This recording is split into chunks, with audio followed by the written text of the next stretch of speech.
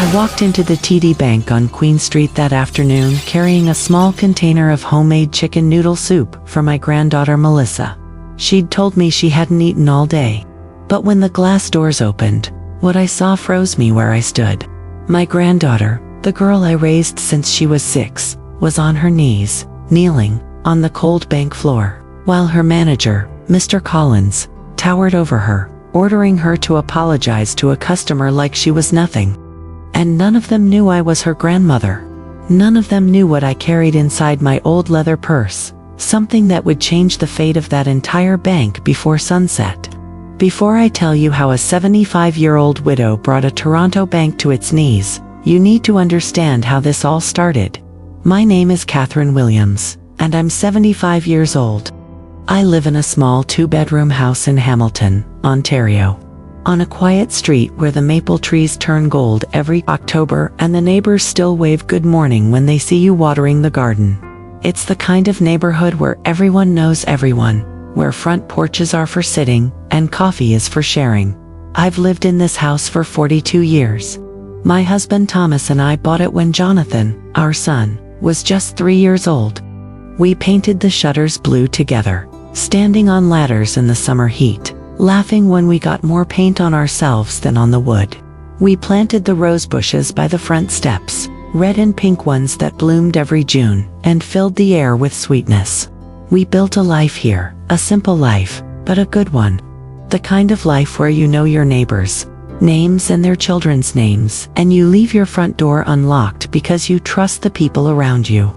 Thomas passed away 7 years ago. Heart attack, quick and unexpected, the way he would have wanted it if he'd had a choice. He was a good man. My Thomas worked for the Canadian National Railway for 38 years, saved every penny he could, invested wisely, and always told me that family came first.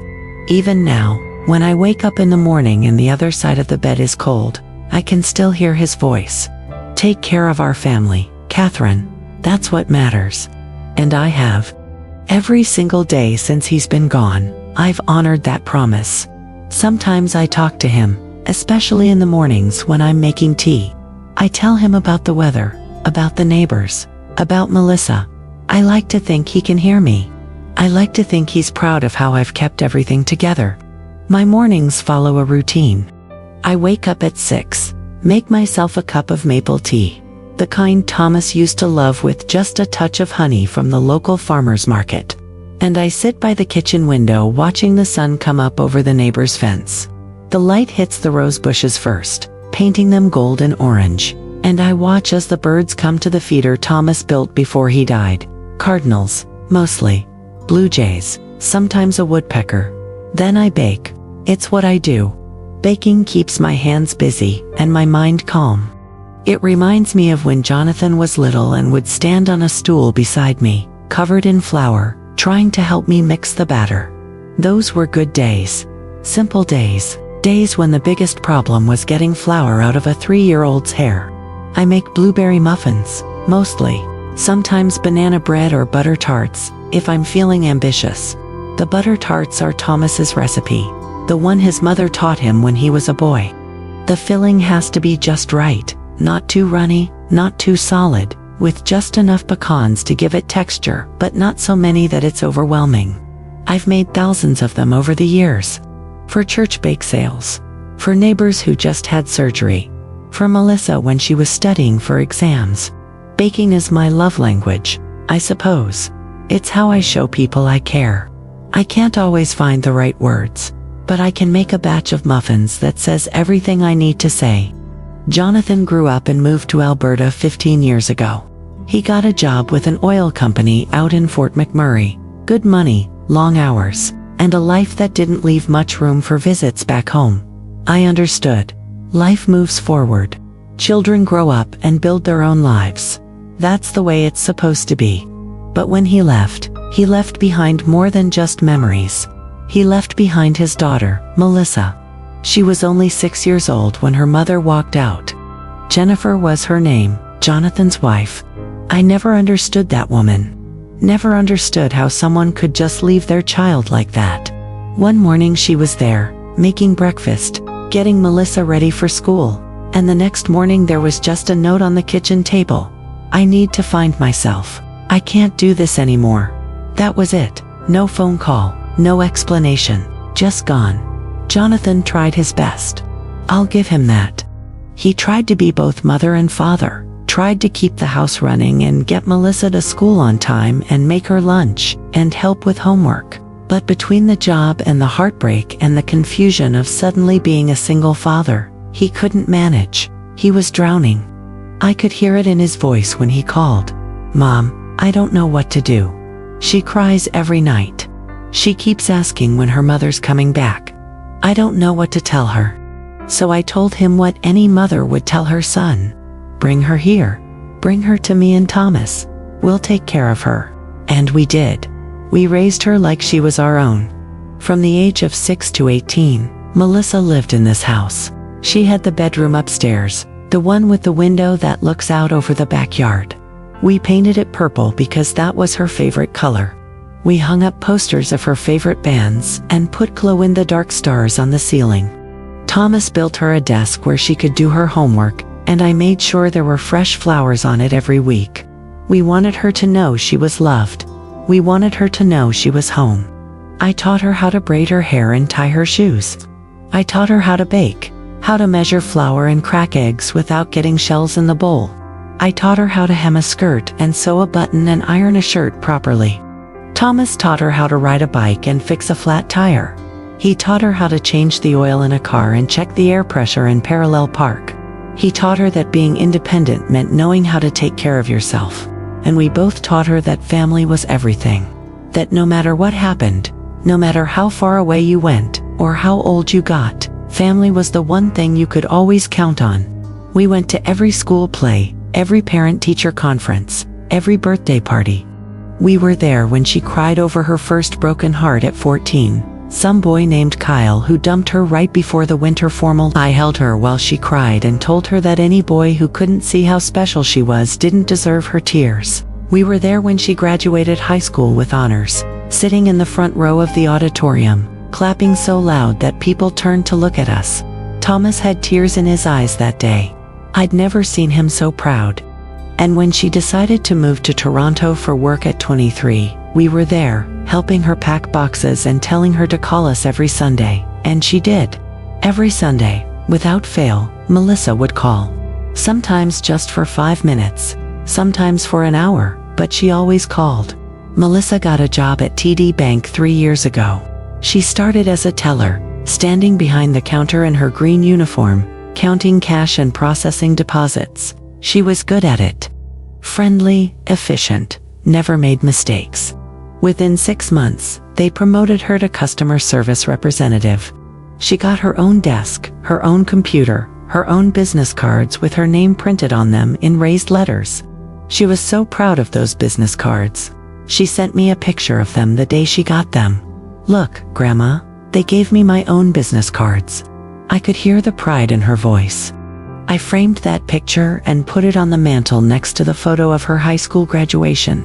A year later, they promoted her again, junior account manager. More responsibility, better pay, a title that meant something. She was moving up in the world, building a career, proving that she could make it on her own. Thomas would have been so proud. I was proud. I told her so every Sunday when she called. But over the last few months, something changed. The calls got shorter. Her voice got tired. She stopped sending pictures. When I asked if everything was okay, she'd say, "It's fine, Grandma, just busy." But I knew my granddaughter. I knew when she was hurting, and she was hurting. I could hear it in the way she sighed before she spoke. I could hear it in the long pauses when I asked about work. I could hear it in the way she changed the subject whenever I asked about her manager. Something was wrong. Something was very wrong. But Melissa wouldn't tell me what it was. She kept saying everything was fine, kept insisting that she was just tired, that it was a busy time at the bank, that she'd feel better once things calmed down. But things never calmed down. The calls kept getting shorter. Her voice kept getting sadder. And I kept worrying. Last Tuesday, I called her in the evening. It was late, past 8, and I knew she'd just gotten home from work. The phone rang 4 times before she answered, and when she did, her voice sounded hollow, exhausted. "Hello, Melissa," I said. "It's Grandma." "I know, Grandma. I saw your name on the screen. Are you okay? You sound tired." "I'm fine, just a long day. Have you eaten?" There was a pause. A long pause. "No, Grandma, I didn't have time." That was it. That was all I needed to hear. My granddaughter, my sweet girl who I'd raised and loved and protected, hadn't eaten all day because she was too busy, too stressed, too overwhelmed. That wasn't fine. That wasn't okay. The next morning, I woke up early. 5:30 instead of 6. I made a batch of blueberry muffins, the kind with the streusel topping that Melissa loved when she was little. I made a big pot of chicken noodle soup, the kind with thick chunks of carrot and celery, and the little egg noodles Thomas used to love. I let it simmer for 2 hours, adding salt and pepper and a bay leaf and just a touch of thyme. When it was done, I ladled it into a large container, sealed it tight, and wrapped it in a kitchen towel to keep it warm. I packed the muffins in a tin, the blue one with the snowflakes on the lid that I'd been using for 30 years. I put on my good coat, the navy one with the silver buttons that Thomas bought me for our 40th anniversary. I grabbed my leather purse, the same purse I'd carried for 20 years, the same purse that held my wallet, my reading glasses, a pack of tissues, a small bottle of hand sanitizer, and something else, something I hadn't touched in years, my husband's old bank. Thomas had been careful with money. More than careful. He'd been strategic. He worked for the railway, yes, but he also invested. He read books about the stock market, about bonds and mutual funds, and retirement planning. He talked to financial advisors. He opened accounts that I didn't even fully understand, accounts with names like Legacy Investment Portfolio and Priority Growth Fund. He put money away every month, sometimes just a little, sometimes more, and he let it grow. He never touched it, never withdrew it. He said it was for our future, for our retirement, for emergencies. And then, when he got sick, when we knew the end was coming, he told me where everything was, the account numbers, the passwords, the names of the advisors who managed everything. When he passed, I consolidated everything into one legacy account at TD Bank. It was easier that way. One account, one statement, one place where everything lived. I never touched it. I didn't need to. My pension from the school board where I'd worked as a secretary for 30 years and Thomas's railway benefits were more than enough for my simple life in Hamilton. I didn't need fancy vacations or new cars or expensive clothes. I had my house, my garden, my neighbors. I had everything I needed. The account just sat there, growing, accumulating interest, waiting. I kept the old bank book in my purse, not because I needed it, but because it was the last thing Thomas had signed. His signature was on the inside cover, neat and careful, the way he did everything. Catherine and Thomas Williams, joint account. I kept it close. It was a piece of him I could carry with me. I had no idea that what I was carrying in my purse could destroy or save entire careers. I took the GO train from Hamilton to Union Station that morning. It was a clear day, cold but bright, the kind of November day where the sky is so blue it almost hurts to look at. The train was half empty. A few commuters heading into the city for work, a couple of students with backpacks and headphones, an elderly man reading the newspaper. I sat by the window and watched the landscape change from suburban homes to industrial buildings to the towering skyline of Toronto. I hadn't been to the city in months. It felt bigger every time, louder, faster. But I wasn't intimidated. I'd raised a child, buried a husband, and survived 75 years on this earth. A city couldn't scare me. From Union Station, I walked. It was only about 15 minutes to Queen Street, and the cold air felt good on my face. It cleared my head, helped me think. I passed coffee shops and bakeries. Their windows steamed up from the heat inside. I passed office workers rushing by with their phones and their lattes, their faces tight with stress. I passed tourists taking pictures of the old buildings, the historic facades that had been there for 100 years. Toronto was alive in a way Hamilton never was, buzzing with energy and urgency. Everything moved faster here. People walked faster, talked faster, lived faster. I liked visiting, but I could never live here. Too much noise, too much rush, too much of everything. The TD Bank on Queen Street was a large branch, modern and sleek, with tall glass windows and automatic doors that opened when you got close. I'd been there once before, years ago, when Melissa first started working there. She'd given me a tour, shown me her desk, introduced me to a few coworkers. Everyone had been polite, professional. I remembered thinking how proud Thomas would have been. Our granddaughter, working in a big city bank, making something of herself, building a career, wearing a uniform with her name on it. It was everything we'd hoped for her. But when I walked through those glass doors that afternoon, holding my insulated bag with the soup and muffins, what I saw made my blood run cold. There were about 15 people in the bank. Some in line at the teller windows, some sitting in the waiting area with their coats folded over their laps, a few standing near the ATMs punching in numbers.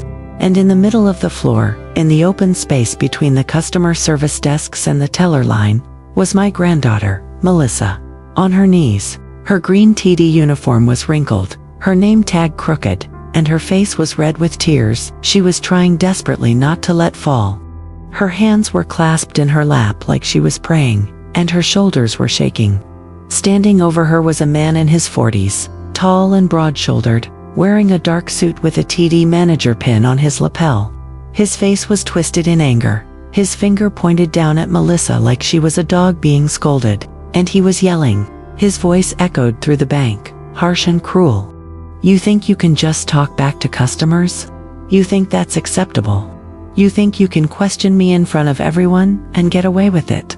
You're going to kneel right there and apologize properly, or I swear to God, you're done. You're out of this bank. Do you understand me? Kneel and apologize like you mean it." The other employees were frozen at their desks, staring but not moving. A woman with gray hair and glasses had her hand over her mouth. A young man in a suit was staring at his computer screen, his face pale. No one was helping. No one was standing up for her. They were all just watching, paralyzed by fear or shock or both. The customers were watching too, some with their phones out, recording the whole thing. A few were whispering to each other, shaking their heads. One woman looked disgusted. A man in a business suit looked uncomfortable but said nothing. And Melissa, my sweet, proud, hard-working granddaughter, was on her knees on the cold tile floor, her dignity being stripped away in front of everyone. "I'm sorry," she whispered. Her voice was so quiet I could barely hear it. "I'm so sorry. Please, I didn't mean to. Please don't fire me." But the manager, the man whose name tag read Mr. Collins, branch manager, wasn't listening. He was enjoying this. I could see it in his eyes, the way he stood over her, the way he made sure everyone in the bank could see what he was doing. This wasn't about discipline. This wasn't about correcting an error or teaching a lesson. This was about power. This was about humiliation. This was about a man who liked to make people feel small so he could feel big. I stood there by the doors, holding my bag of soup, and I felt something I hadn't felt in years. Rage, pure, burning rage. The kind of rage that makes your hands shake and your vision narrow and your heart pound so hard you can feel it in your throat. But I didn't move. Not yet. I needed to understand what was happening. I needed to see how far this man would go. I needed to see if anyone at all, would stand up for my granddaughter, but no one did. They all just watched. Melissa's eyes found mine across the bank floor, and for a moment, she froze. Her face went pale, her mouth opened in horror. No. No, no, no. I saw her mouth the words. She shook her head slightly, a tiny desperate gesture. "Grandma, go, please go. Don't see this. Don't be here for this." She was trying to protect me. Even in her humiliation, even on her knees, she was trying to protect her grandmother from seeing her like this, but I wasn't leaving. Not a chance. Watching my granddaughter kneel like that broke something inside me. If you've ever seen someone you love being humiliated, tell me in the comments, what would you have done? Would you have stayed silent? Would you have walked away? Would you have called someone for help? I couldn't do any of those things. I couldn't stand there and do nothing. I couldn't let this happen. So I took a breath, straightened my coat, gripped the handle of my purse, and I walked forward. My shoes clicked on the tile floor, steady and deliberate. Click, click, click. The sound seemed to echo through the silent bank. The customers near me turned to look. A few stepped aside, creating a path. I walked past the teller line, past the waiting area, past the ATMs, straight toward the center of the floor where Melissa was still kneeling and Mr. Collins was still standing over her like some kind of medieval lord, punishing a peasant. "Excuse me," I said. My voice was calm but loud enough to carry. Loud enough for everyone in the bank to hear. "Mr. Collins turned, annoyed. He looked me up and down, his lip curling in disdain. An old woman in a navy coat with a purse and a bag. Nothing threatening. Nothing important. "Ma'am," he said, his voice dripping with condescension. "You need to wait in line like everyone else. This doesn't concern you. This is employee discipline. Bank business. You need to step back." "Oh, but it does," I said, still walking toward him. "It concerns me very much." I kept walking, and now Melissa was shaking her head more frantically, tears streaming down her face, her whole body trembling. "Grandma, no, please, just go. Please don't do this. I'll be fine, just go." But I ignored her. I stopped about 3 feet from Mr. Collins and looked him directly in the eye. He was taller than me, younger, stronger. But I'd buried a husband and raised a granddaughter and survived more than he could imagine. I wasn't afraid of him. I'd faced down worse than him in my 75 years. "This young woman," I said, gesturing to Melissa with one hand, "has been on her knees long enough. I think it's time you let her stand up." Collins laughed. Actually laughed. A short, sharp sound, like a bark. "Lady, I don't know who you think you are, but this is bank business. Employee discipline. She made a mistake, and she's being corrected. You need to go back to the line or leave the premises." "I'm not going anywhere," I said. "And neither is she. Not like this. Not on her knees like some kind of criminal." The bank had gone completely silent. Even the teller machines seemed to stop beeping. Everyone was watching now. The customers, the employees, everyone. Collins's face darkened. A vein pulsed in his temple. He stepped toward me, trying to use his height to intimidate me, trying to make me back down. "Listen, lady," he said, his voice low and threatening. "You're disrupting my branch. You're interfering with bank operations. I'm going to have to ask you to leave, or I'll call security and have you removed." "Call them," I said. "I'm not leaving until she stands up." His jaw clenched, his hands balled into fists at his sides. He turned and snapped his fingers at a security guard standing near the entrance. "Hey," he barked. "Remove this woman from the branch. Now." The security guard, a young man in his 20s with a radio clipped to his belt, looked uncomfortable. He walked over slowly, his steps hesitant, glancing between me and Collins and Melissa. "Ma'am," he said, his voice apologetic, "I'm going to have to ask you to leave." I didn't move. "I'm a customer of this bank," I said, looking at him. "I have business here. I have a right to be here." The guard hesitated. He looked at Collins. "Sir, she says she's a customer." Collins's voice rose, sharp and commanding. "I don't care if she's the Queen of England. Get her out of here. Remove her from my branch right now, or you're fired too." The guard reached out, not touching me, but gesturing toward the door. "Ma'am, please, I need you to come with me." But I wasn't going anywhere. I reached into my purse, past the tissues and the reading glasses and the hand sanitizer, and I pulled out the old leather bank book. The one Thomas had signed. The one I hadn't opened in years. I held it up, and I looked directly at Mr. Collins. I said, my voice steady and clear, "I think you're going to want to check this before you make any more decisions." Collins stared at the bank book like it was something from another century. A relic, an antique. "What the hell is that supposed to be?" "It's my account," I said. "My husband's account. Legacy investment account. TD Bank. And unless I'm mistaken, This branch holds it. So before you have your security guard throw me out, maybe you should check and see who you're actually dealing with." Collins laughed again, but this time it sounded forced, nervous. "Lady, I don't know what you think that old thing proves, but accounts are digital now. We don't use bank books anymore. You need to leave, now." I turned away from him and walked directly to the nearest teller window.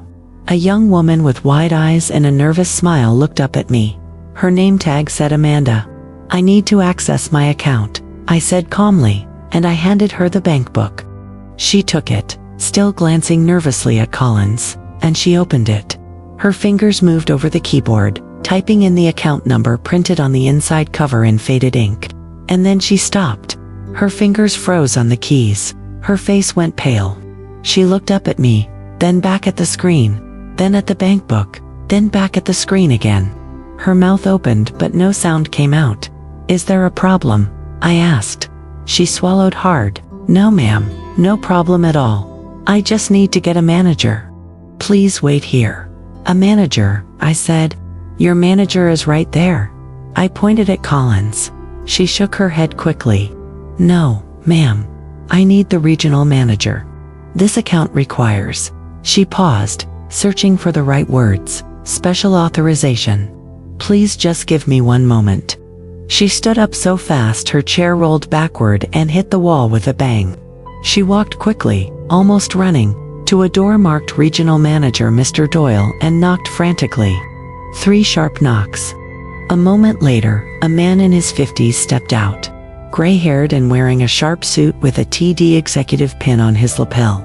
His name tag read Robert Doyle, Regional Manager. The teller, Amanda, whispered something to him urgently, her voice too low for me to hear. She handed him the bank book and pointed at me. Mr. Doyle's face changed. He looked at the bank book, looked at his computer screen through the open door of his office, and his eyes widened. His hand went to his mouth. "Oh my God," he whispered. He looked at me, then at Collins, then back at me. "Mrs. Williams," he said, walking over quickly, his shoes clicking on the tile. "Yes," I said. "That's me. Mrs. Williams, I am so sorry. I didn't know you were here. We weren't informed. No one told me." He glanced at the bank book again, and I saw his hands tremble slightly. "Your account is one of our most significant in this branch. Priority client status. High-value investment portfolio. Why didn't anyone notify me you were coming? We could have arranged a private meeting, a consultation, anything you needed." "I didn't need anything arranged," I said. "I just came to visit my granddaughter." The entire bank seemed to stop breathing. Collins's face went from red to white to gray.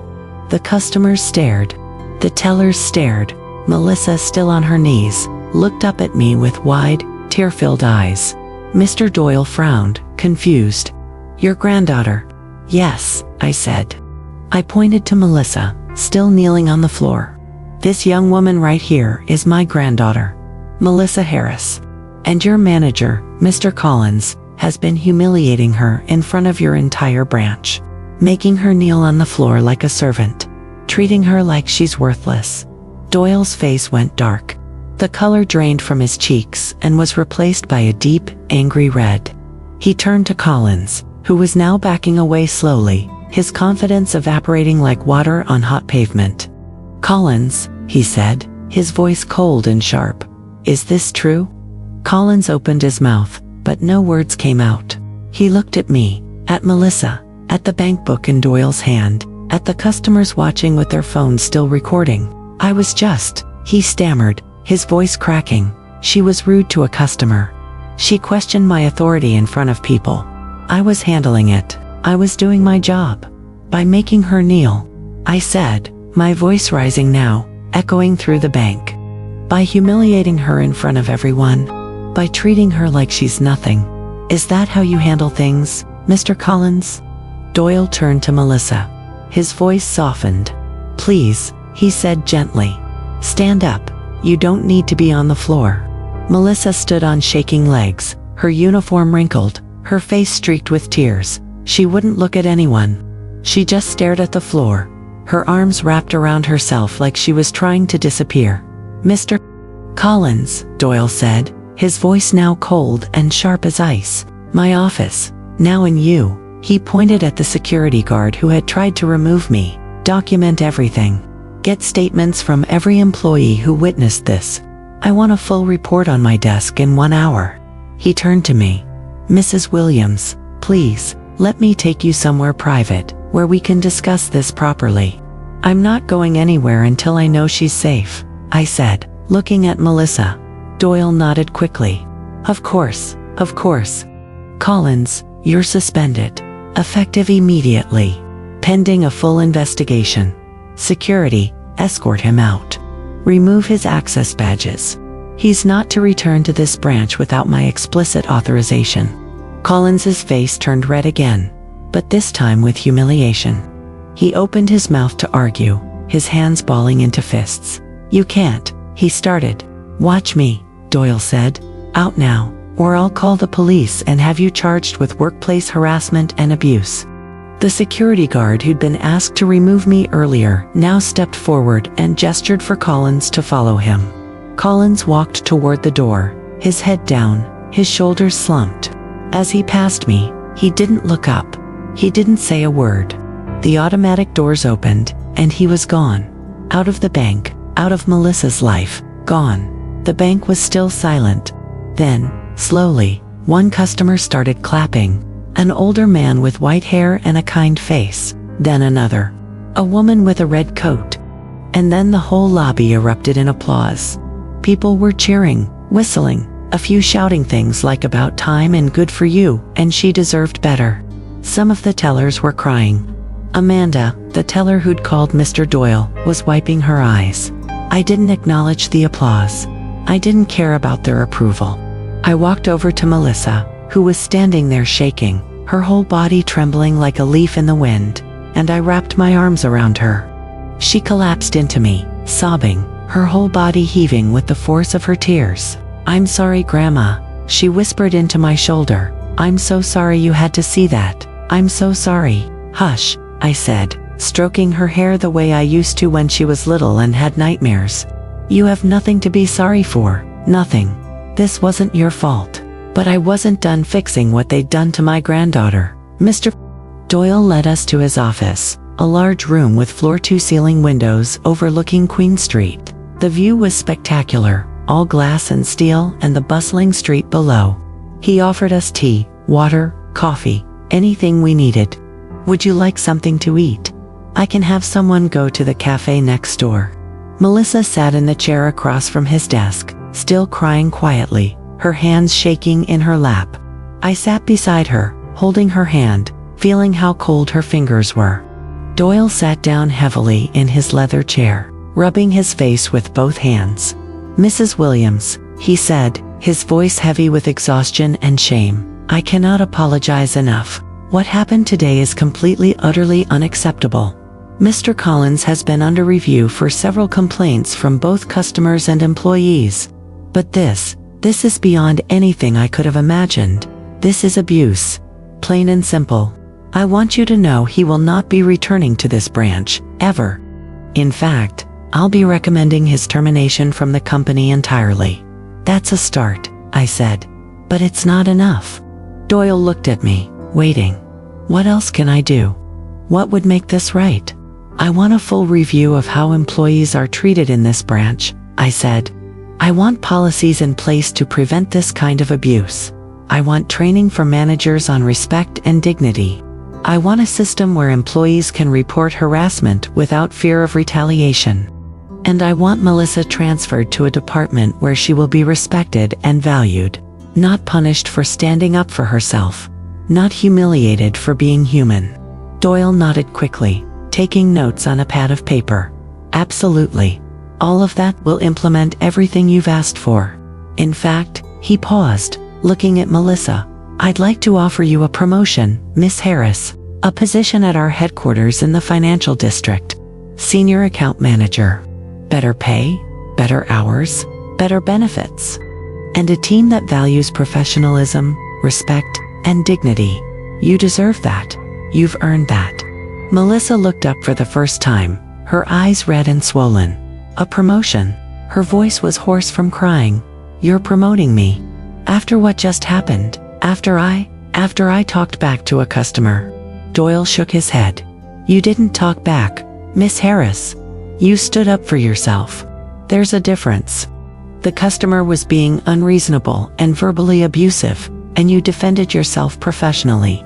That's exactly the kind of employee we want representing TD Bank.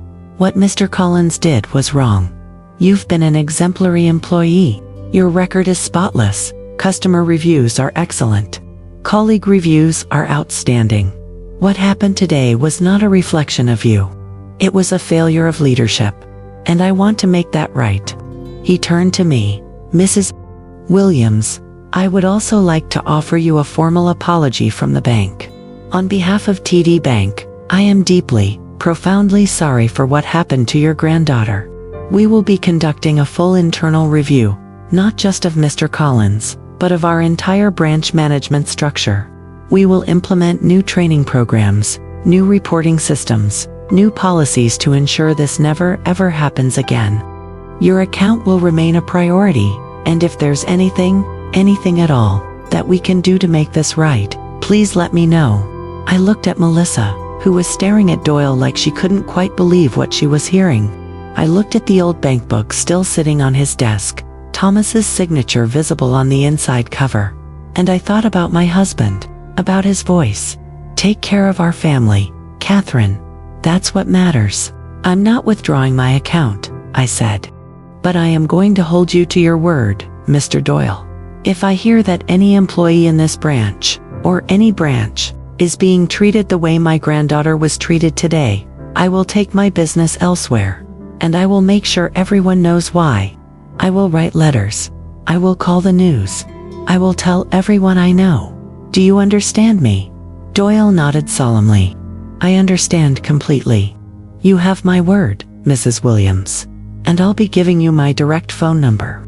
If you ever hear of anything like this happening again, you call me immediately. Day or night, I'll handle it personally. Good, I said. Because this isn't just about money. This is about people. About treating people with dignity and respect. About making sure that no one has to go through what my granddaughter went through today. We left the bank an hour later. Melissa's promotion paperwork was already being processed. She'd be starting at the financial district headquarters in 2 weeks. Better pay, a 30% increase. Better title, senior account manager with a team of her own. Better everything.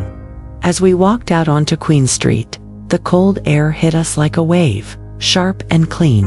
Melissa stopped. She turned to me, tears still in her eyes, and she said, Grandma, why didn't you tell me? Tell you what? I asked, even though I knew what she meant. About the money. About the account. About having $7.4 million sitting in a bank. Why didn't you ever say anything? I shrugged, adjusting my coat. It didn't matter. It was your grandfather's money. Our money. Money we saved and invested and never needed. I never needed it. I still don't. My life is simple. My life is good. I don't need millions of dollars to be happy. But you used it to save me, she said, her voice breaking. You used it to get me out of that situation. To stand up for me. I didn't use it, I said. I just reminded them who they were dealing with, and who you are. You're a Harris, Melissa. You're Thomas's granddaughter. You're my granddaughter. And nobody gets to treat you like that. Ever. She hugged me again, right there on the sidewalk, and we stood like that for a long time while the city moved around us. People walked past, car horns honked, a streetcar rattled by. But we just stood there, holding each other, and for a moment everything else disappeared. Eventually, we took the GO train back to Hamilton together. Melissa had the rest of the day off. Doyle had insisted. Take the rest of the week, he'd said. Get some rest. Process everything. Come back when you're ready. When we got back to my house, the sun was starting to set, painting the sky orange and pink. I made us dinner. Maple salmon, the way Thomas used to make it. With a brown sugar and maple syrup glaze and just a touch of Dijon mustard for temps. I baked it in the oven at 400 degrees for 20 minutes until the top was caramelized and golden. Mashed potatoes with real butter, heavy cream, and a sprinkle of chives from the garden. Roasted Brussels sprouts with bacon and balsamic vinegar. And for dessert, butter tarts, warm from the oven, with the filling still gooey in the center and the pastry flaky and golden. We ate at the kitchen table, the same table where I'd fed her as a child, where we'd done homework and played board games and talked about everything and nothing. The same table where Thomas had sat every morning reading the newspaper and drinking his coffee. And as we ate, Melissa told me everything. About how Collins had been targeting her for months. About how he'd belittle her in front of customers, tell her she was stupid, criticize her work even when it was perfect. About how he'd threaten her job if she ever complained. Tell her she was replaceable. Tell her she should be grateful to even have a job. About how she'd been too scared to speak up because she needed the money. Needed to pay rent, needed to prove she could make it on her own without asking for help. I should have told you, she said, pushing her mashed potatoes around on her plate. I should have asked for help. But I was so ashamed. I didn't want you to think I couldn't handle it. I didn't want you to think I was weak. You did nothing wrong, I said firmly. Nothing. You're not weak. You're strong. You survived months of that man's abuse, and you still showed up to work every day. You still did your job. You still kept going. That's not weakness, Melissa. That's strength. That man abused his power, and he paid for it. But Grandma, she said, tears starting again, what if you hadn't come? What if you hadn't had that account? What would have happened to me? I would have been fired. I would have been on my knees, humiliated, and then thrown out with nothing. I reached across the table and took her hand.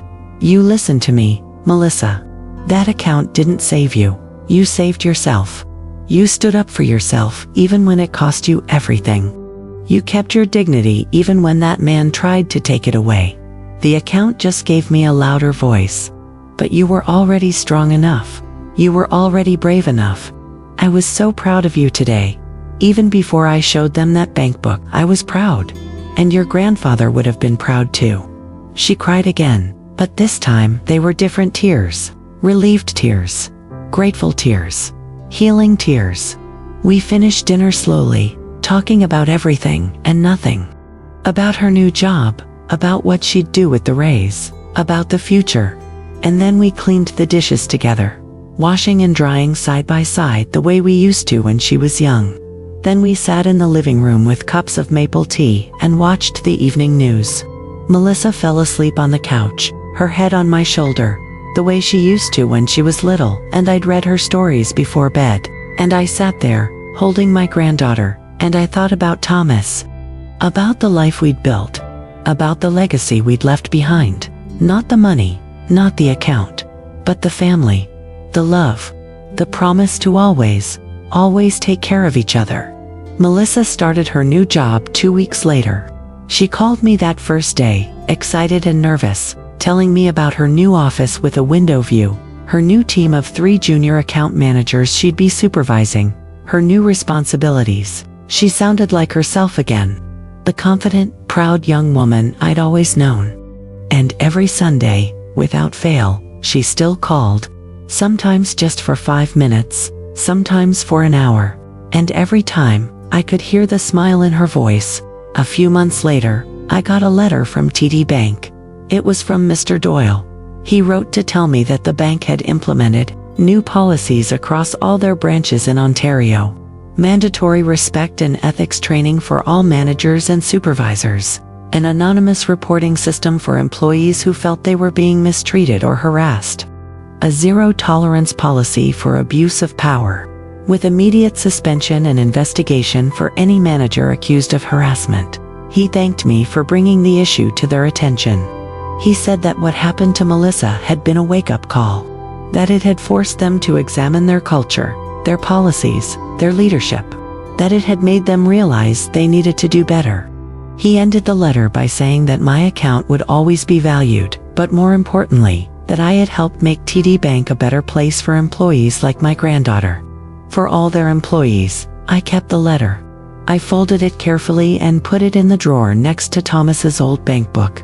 And sometimes, when I'm having my morning tea and watching the sun come up over the neighbor's fence, I take out the letter and read it again. And I think about that day. About walking into that bank and seeing my granddaughter on her knees. About the rage I felt. About the choice I made to stand up and fight. And I think about what Thomas would say.